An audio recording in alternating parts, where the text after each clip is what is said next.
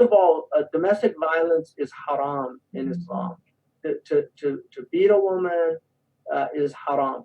The verse in Surah An-Nisa, verse 34, that the verse in there is very clear in the commentaries. It's very clear that has nothing to do with violence. That any physical act of violence against a woman, or don't forget, women actually are also abusive. About close to 30% of all domestic violence in America is women actually against men.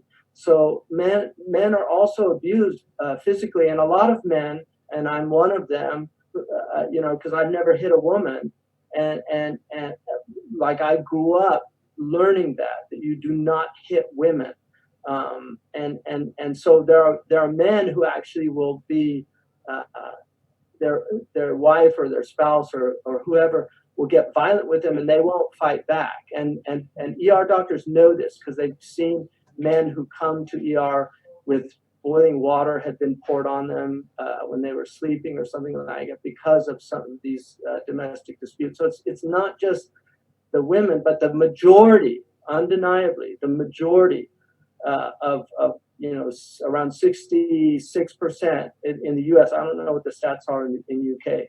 Are women. So the majority of victims of domestic violence are women, and unfortunately, even murders that are spousal, they're usually perpetrated the man against the woman. So this is a human problem. It's been a problem for a very, very long time. What people should fear God and know that Allah subhanahu wa ta'ala is over them. And even in the verse in Surah An-Nisa, it reminds people that Allah is over them immediately after that, for that very reason. So I just, no woman should feel insecure in her home. No woman should have that feeling. The house in Arabic, the word in Arabic is maskan, which is the place of sakina. And the Quran, when it talks about in Surah Ar-Rum, when it talks about the reason why God created the man and the woman, one of the reasons was the taskunu ilayha, that you find tranquility in your spouse. And so there should be sakina in the home. And if there's not, that home is not practicing the sunnah of the Prophet sallallahu alaihi wasallam.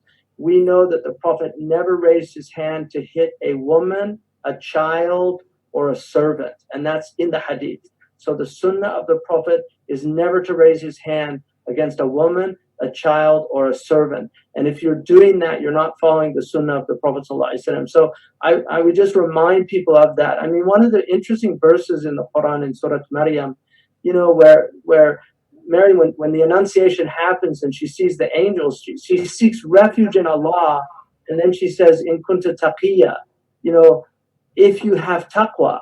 I mean, when you're in a situation like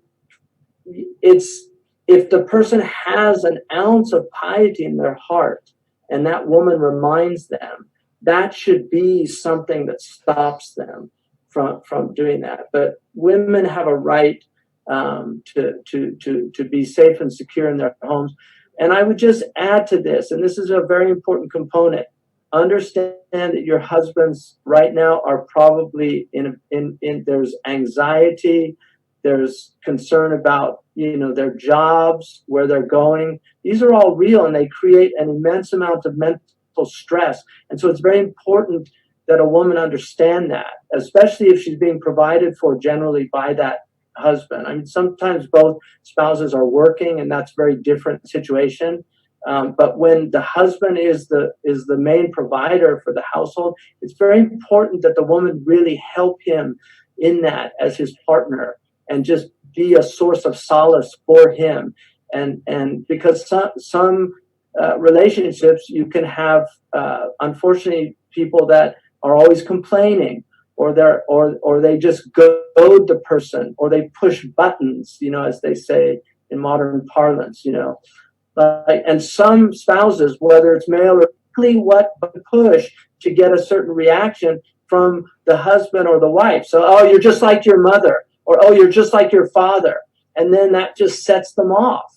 And so it's very important that we get out of, these are called the games people play. You know, it was a book back in the 60s about that. These kind of, R.D. Laing wrote a book called Knots, you know, about the psychological knots that people get wrapped up in.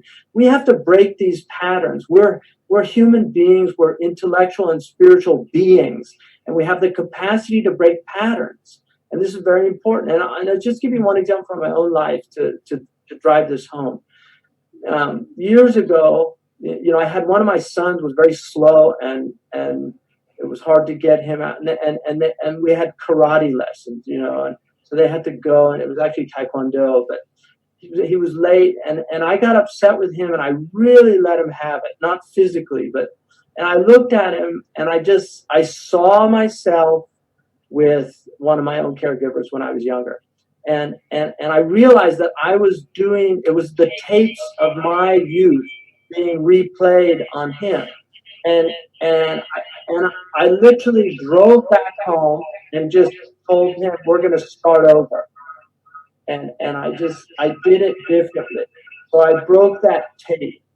And so these are things that people can do. Very often domestic violence comes out of people who grew up in houses that had domestic violence. And so they're repeating the patterns of the past. And the important thing to note is that if you're a believer, then you have to recognize that mujahada is fighting the impulses of the negative impulses of yourself. وَالَّذِينَ جَاهَدُوا فِينَا لَنَهْدِيَنَّهُمْ سُبُلَنَا إِنَّ اللَّهَ مَعَ الْمُحْسِنِينَ. That if you struggle, this mujahada, if you struggle, God will guide you. But if you're not struggling with yourself, and so if somebody, you know, if you get into a situation, you have to immediately stop yourself or take some breaths or just do certain things. The Prophet ﷺ, he would always go to prayer. So that's something you do. If you're feeling really angry, I guarantee you, if you go into wudu and you pray 2 rakats, it's going to have a major impact on your mental state and it will subside. But you have to do these things. They're difficult things to do, but they are things that the human being is more than capable of doing. But this is mujahada.